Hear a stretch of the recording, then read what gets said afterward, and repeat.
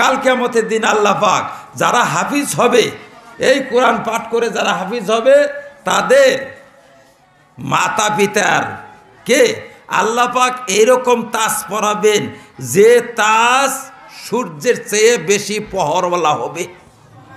মাতা পিতাকে যদি এরকম তাজ পরান, তাহলে যে ব্যক্তি পবিত্র কোরআন হিফজ করবে, মুখস্থ করবে, তাদেরকে আল্লাহ তাআলা কতখানি দান করবেন, তাদেরকে কতখানি দান করবেন বুঝেন। এখন কোরআনে হাদিস শরীফ আসছে, যে ব্যক্তি কোরআনের হাফিজ হবে অথবা কোরআন সবসময় অধ্যয়ন করবে বা সবসময় কোরআন তেলাওয়াত করবে, হাফিজ হইলে তো এক নম্বর, আর হাফিজ হইল না কিন্তু কোরআনের অধ্যয়ন সবসময় করে বা কোরআন তেলাওয়াত সবসময় করে, কোরআনের মানা সবসময় দেখে, অথবা কোরআন সবসময় কোরআন নিয়ে ব্যস্ত থাকে, এই রকম ব্যক্তিকে কাল কিয়ামতের দিন আল্লাহ তাআলা তাকে তো জান্নাত দান করবেনই, তার সাথে তাকে বলবেন যে তুমি জাহান্নাম যাদের জন্য ফয়সালা হয়ে গেছে, এইরকম 10 জন ব্যক্তিকে তুমি জাহান্নাম থেকে উঠাইয়া নিতে পারবে। এই হাফিজ বা এই কোরআনওয়ালা সাহেবে কোরআন, যে ব্যক্তি কোরআন নিয়ে ব্যস্ত থাকতো, কোরআন নিয়ে সবসময় অধ্যয়ন করত, কোরআনের মানে মর্ম পড়তো, কোরআন তেলাওয়াত করত, এই ব্যক্তি ইচ্ছা করলে 10 জন জাহান্নামীকে সে ব্যক্তি সুপারিশ করে জান্নাতে নিতে পারবে। এইটা তো হইল একেবারে নিম্ন স্তরের শুরু, এইটা শুরু, আরম্ভণী, এটা শুরু, প্রথম। যেরকম 1 টাকা দান করলে 10 টাকা নেকি হয়, 10 টাকা হয় মানে কি 10 টাকা থেকে আরম্ভ হয়, 10 টাকা থেকে আরম্ভ হয়। ঊর্ধ্বে কত আল্লাহ তাআলা বলছেন 700, 7 লাখ, 7 কোটি। আল্লাহ পাক যার জন্য যত বেশি তত বেশি আরো দিয়ে থাকেন। 7 কোটি, 7 কোটিরও বেশি হইতে পারে। কারণ আপনার পকেটে থেকে আপনি 1 টাকা দিবেন মাদ্রাসায়, আপনার পকেটে থেকে আপনি 1 টাকা মাদ্রাসায় দিবেন, আল্লাহ তাআলা আপনাকে 7 কোটি টাকার সওয়াব দান করবেন।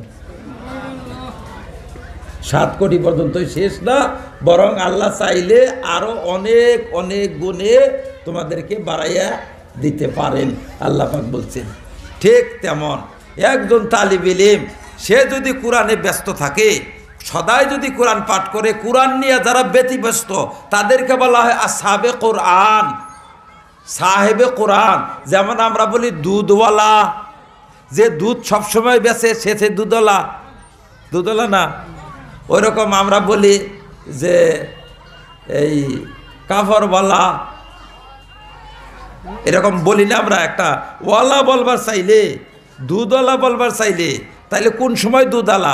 সব সময় দুধের কারবার করে, তাহলে দুধওয়ালা। সে সব সময় চাইলের কারবার করে, চাইলওয়ালা। সব সময় সবজির কারবার করলে সবজিওয়ালা, সব সময় ফলের কারবার করলে ফলওয়ালা। ওই ফলওয়ালারে ডাক দাও, আমরা বলি ফলওয়ালারে ডাক দাও। আল্লাহ পাক ওইটাই বলছেন কোরআনওয়ালা। কোরআনওয়ালাকে কাল কিয়ামতের দিন বলবেন আল্লাহ পাক। কোরআনওয়ালা কে? যে ব্যক্তি হেফজ করে সেও কোরআনওয়ালা, যে ব্যক্তি কোরআন অনবরত তেলাওয়াত করে সেও কোরআনওয়ালা, যে ব্যক্তি কোরআন অধ্যয়ন করে সেও কোরআনওয়ালা, যে ব্যক্তি কোরআনের ব্যাখ্যা পড়ে সেও কোরআনওয়ালা, যে ব্যক্তি কোরআনের মানে মর্ম নিয়ে ব্যস্ত সেও কোরআনওয়ালা, যে ব্যক্তি কোরআনের সব সময় কোরআনের অর্থ, কোরআনের ধ্যান ধারণা নিয়েই চলে সেও কোরআনওয়ালা। তাহলে কোরআনওয়ালাকে যে আল্লাহ তাআলা পুরস্কার দিবেন, 10 জন মানুষ জাহান্নাম থেকে উদ্ধার করার অধিকার দান করবেন, এইটা প্রথম আরম্ভ, 10 জন থেকে আরম্ভ। এবার যত পদমর্যাদা তার বাড়বে, যত পদমর্যাদা, যত বেশি আমলওয়ালা হবে, যত বেশি পরহেজগার হবে, যত বেশি এলেমওয়ালা হবে, যত বেশি সে আল্লাহর ওলি হবে, তাকে তত বেশি আল্লাহ পাক পাওয়ার দান করবেন। এইরকম হবে যে একজন তালিব ইলম আপনাদের এখানে হাজার হাজার লাখ লাখ মানুষকে একজন তালিব ইলম জান্নাতে সুপারিশ করে নিতে পারবে। আর এই যে সুপারিশ যে করবে, কাল কিয়ামতের দিন আল্লাহ পাক প্রত্যেক মানুষকে সেই চিনার জন্য সেই শক্তিও দিবেন, চিনবে, প্রত্যেকেই চিনবে। তখন আপনি বলবেন, ভাইজান আমি আপনাকে একদিন জাগির রাখছিলাম। একজনে বলবে, ভাই আমি আপনার মাদ্রাসায় 2 টাকা দিছিলাম। একজনে বলবে, আমি আপনাকে ওজুর পানি দিছিলাম।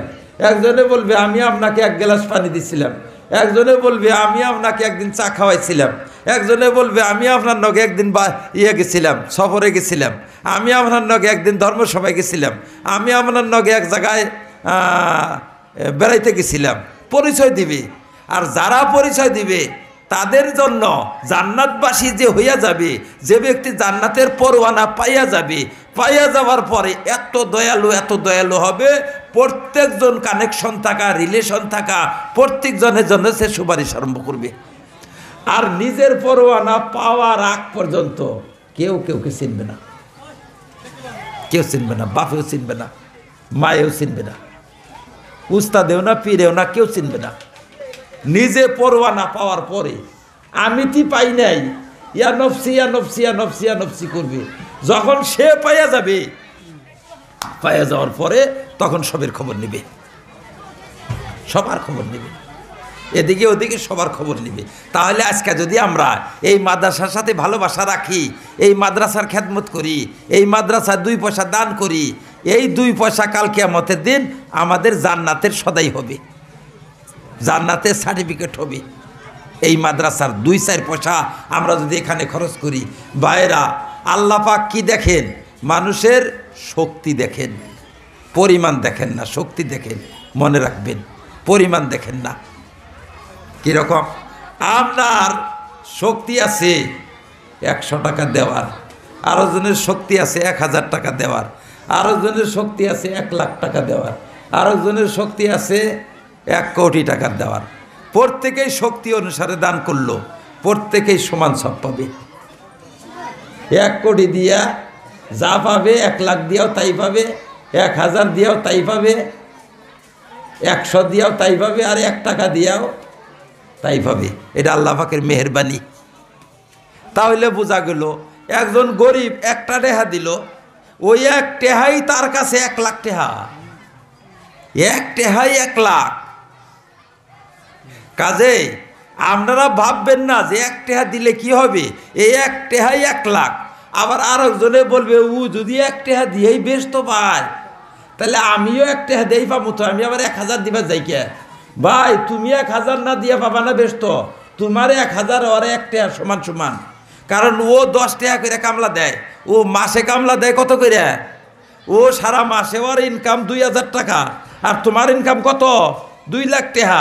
যার ইনকাম মাসে 10,000 তার, আর যার মাসে 1 লাখ, দুইজনের সমান হবে না। কাজে ওর 100 তোমার 100 সমান না, এটা যাই না নিবা ভাইরা। কাজে ঠকবেন, এখানে যদি ওইরকম হিসাব করেন তাহলে ওখানে যে ঠকবেন।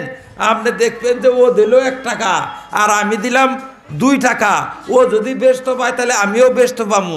ভাই ঠকা হবে। ও দিছে 1 টাকা, গরিব মানুষ, আর আমি 1 টাকা দিছি, আমি ধনী মানুষ।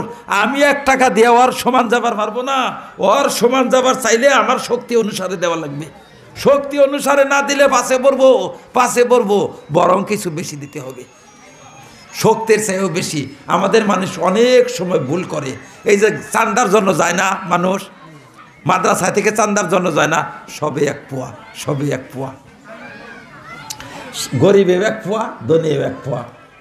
ধনীরা ঠকতাছে, 1 পোয়া দিয়া কি করতেছে? ঠকতাছে। এই গরিবে 1 পোয়া দিয়া পাহাড় বরাবর হইয়া যাবে, কিন্তু ধনী 1 পোয়া দিয়া পাহাড় বরাবর হবে না, তার শক্তি অনুসারে দিতে হবে। ওই জন্য ভাইরা ইনশাআল্লাহ চেষ্টা করবেন, আল্লাহ পাক আমাদেরকে দিনের জন্য, মাদ্রাসার জন্য সর্বপ্রকার মাদ্রাসার সাথে সম্পর্ক রাখবার, খেদমত করবার তৌফিক দান করুন। আমিন।